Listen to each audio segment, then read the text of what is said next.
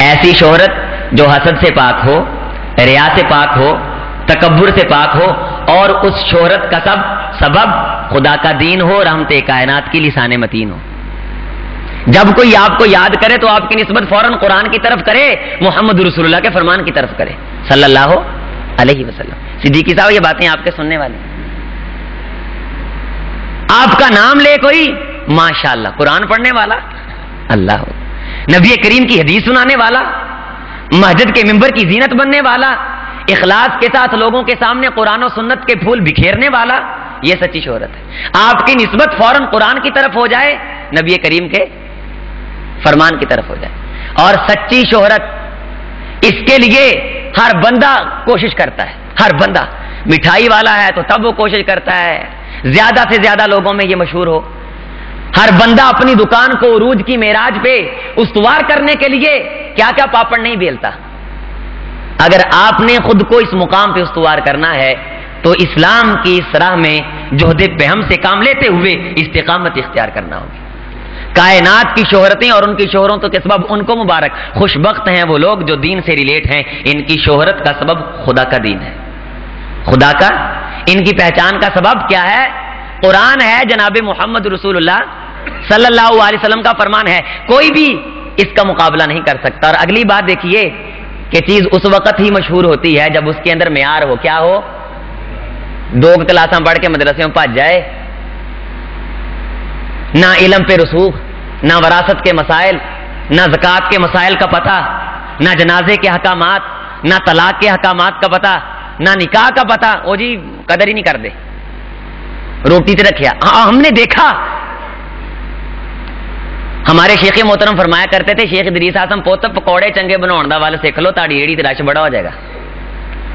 تو جو قرآن اچھے طریقے سے سیکھ لے، شہد کی مکھی پہاڑ کی چوٹی پہ جا کے چھتا لگا دے، شہد اتارنے والے وہاں پہنچ جاتے ہیں وہاں۔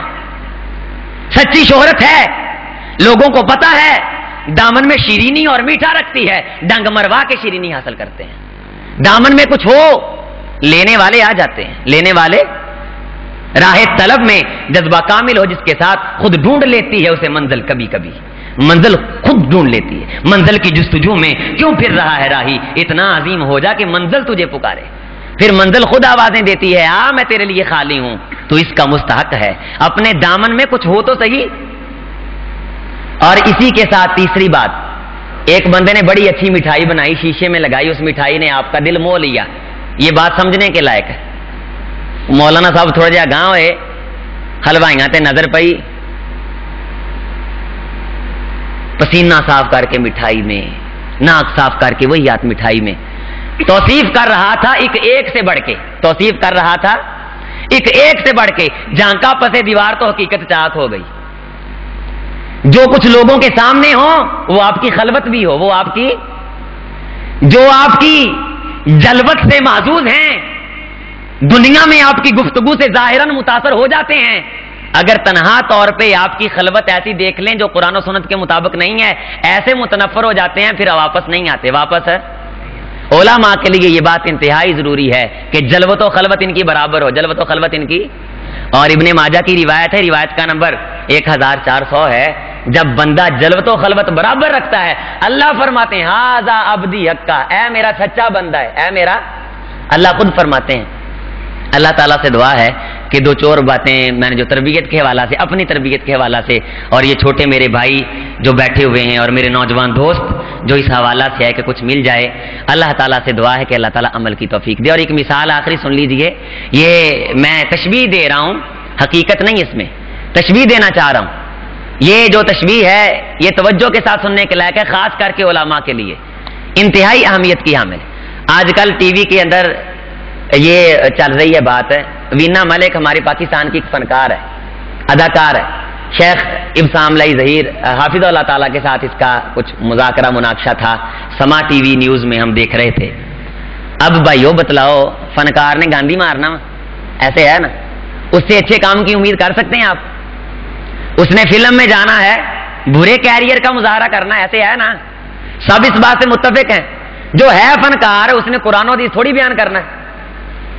اس کے چاہنے والوں نے فلموں کو ریلیز کرنے والوں نے اسلام آباد کی دھرتی میں اس کے خلاف مظاہرے کیے، اس کے خلاف علماء نے نہیں، ایسے لوگ جو اس معاشرے سے ریلیٹ ہیں، اس لائف سے ریلیٹ ہیں، انہوں نے اس کے خلاف مظاہرے کیے۔ وجہ کیا ہے کہ فلم میں استہزائی طور پہ، مذاقاً تشبیہی طور پہ کردار ادا کیا جاتا ہے، اس نے حقیقت میں بگ ہاؤس میں ایسے کردار کا مظاہرہ کیا جو کسی انسان کے شایان شان ہے۔ یہ میری آخری مثال ہے، میرے نوجوان بھائی اس کو توجہ سے سنیں، میرے علاقے کے علماء یہ چمکتے دمکتے چراغ اس بات کو توجہ سے سنیں۔ ایک فنکار ہے، جب اس نے حقیقت میں ایسے کردار کا مظاہرہ کیا ہے تو اس پہ سارے لوگوں نے تان کیا ہے، اس کی فلم کو ریلیز نہیں ہونے دیا، اس کے خلاف مظاہرے ہوئے ہیں، اور چینلز نے اس کی وہ جو مذموم صفتیں تھیں وہ لوگوں کے سامنے رکھی ہیں، اور ویڈیوز کے وہ آپ نیٹ میں کھول کے دیکھ سکتے ہیں، سامنے ظہیر حافظ اللہ تعالیٰ کے ساتھ اس کا مناقشہ جو ہے۔ میرے بھائیو، ایک فنکار ہے، اس سے اچھے کام کی امید ہی نہیں۔ اب اس کے پرستار یہ پسند نہیں کرتے کہ ان کے ہیرو کے دامن پہ کوئی داغ ہو، ان کے ہیرو کے دامن پہ جو پرستار ہوتے ہیں نا، وہ چاہتے ہیں کہ ان کے ہیرو کا دامن ہر قسم کی خاک سے پاک ہو، ہر قسم کی خاک سے، ان کے ہیرو کی قبا ہر قسم کی خاک سے، ان کا کردار و گفتار برابر ہو۔ اقبال بڑا اپدیشک ہے، من باتوں میں مو لیتا ہے، گفتار کا تو یہ غازی بنا، کردار کا غازی بن نہ سکا، کردار کا غازی۔ اب اس کے چاہنے والے، اس کے پرستار اس ہیرو کے دامن پہ داغ برداشت ہے۔ آپ روحانی ہیرو ہیں، آپ روحانی پیشوا ہیں، آپ کے دامن پہ داغ آپ کے چاہنے والے پسند ہے، آپ کے چاہنے والے پسند ہے۔ اکیلا آدمی پھسلتا ہے تو اکیلا پھسلتا ہے، جب عالم پھسلتا ہے تو کائنات پھسل جاتی ہے۔ امام احمد بن حنبل رحمۃ اللہ علیہ کو ایک آدمی نے یہ قول کہا تھا، اور امام احمد بن حنبل رحمۃ اللہ علیہ اس کو دعا دیا کرتے تھے۔ فرمایا، امام احمد بن حنبل، استقامت اختیار کر، تیرے قدموں کی استقامت میں امت کی استقامت ہے، پھسل نہ جانا، استقامت اختیار کرنا۔ چوری کرتا ہوں، ڈاکے مارتا ہوں، کبھی نہیں مانا، تو حق بات پہ، سچ پہ، نبی کریم صلی اللہ علیہ وسلم کے سچے فرمان پہ ڈٹا ہوا ہے۔ دیکھنا، تیرے پھسلنے سے مت گمان کر، اکیلا پھسلے گا، امت پھسل جائے گی۔ علماء وہ چیز ہے، اپنی قدر سمجھو، اور اللہ تعالیٰ علماء کی قدر کرنے کی توفیق دے دے، اور علماء کو خود اپنی قدر جاننے کی توفیق دے دے۔ بیٹا ہونے کے ناطے سے دو چار باتیں آپ کے سامنے رکھی ہیں، اصلاح بھی چاہتا ہوں، اشارات مجھے موصول ہو جائیں تو انشاءاللہ تعالیٰ اظہار تشکر کے لیے آپ انشاءاللہ تعالیٰ میں آپ کا ممنون ہوں، انتظامیہ کا انتہائی مشکور ہوں، جنہوں نے انتہائی خیر سگالی کے جذبے کے ساتھ، اللہ اس مرکز کو شاد کر دے۔ اور بھائیو، اس کی آبادی کے لیے محنت کریں گے انشاءاللہ تعالیٰ، ہیں کیوں جی؟ عبدالوارث صاحب، میں تو نام ہی نہیں ہوتے، پیسے خرچ کرنے اللہ دے دینے انشاءاللہ تعالیٰ۔ جو بھی بچوں کو چاہیے اچھا نصاب ہو، یہاں مثالی استاد ہو، اور اس کے لیے نظام ترتیب کرو، اور اپنی تحصیل کی ساری مساجد کی یہاں ڈیٹیل موجود ہو، ایک ایک مسجد، اس کا نام اور اس کا خطیب، اس کا نمبر سارا پتا ہو آپ کو۔ ہمارے ادھر ایسے ہم نے ساری ڈیٹیل ہمارے پاس موجود، تحصیل کے شہر کے اندر، اور جتنے اس کے مضافات ہیں ان کی لسٹ ہو، اور جب بھی آپ علماء کو بلائیں وہ حاضر ہوں، جب یہ ہمیں بلائیں ہم حاضر ہوں۔ کیوں بھائی؟ انشاءاللہ تعالی جب یہ ہمیں بلائیں ہم حاضر ہوں، جب ہم انہیں بلائیں۔ پھر مدارس کا آپس میں رابطہ، شیخ نے بہت پیاری باتیں کی ہیں، یقین جانیے اگر ان باتوں کو رموز بنا کے اس طرز پہ میں کام شروع کر دیا جائے، دیکھیے چند دنوں میں کیسے یہاں پھول کھل کے اپنی خوشبو سے سارے علاقے کو معطر کرتے ہیں۔ انشاءاللہ تعالیٰ ایسا ہوگا، اللہ آپ کو استقامت دے۔ بھائی انشاءاللہ تعالیٰ اس چراغ میں تیل ڈالنے کے لیے تیار ہو؟ کیوں بھائی؟ انشاءاللہ تعالیٰ اللہ تعالیٰ آپ کے جان میں برکت دے، آپ ٹائم نکال کے آئے، زیادہ وقت نہیں لوں گا، شیخ محترم کی گفتگو ہوگی، اللہ تعالیٰ شیخ کی عمر میں برکت دے۔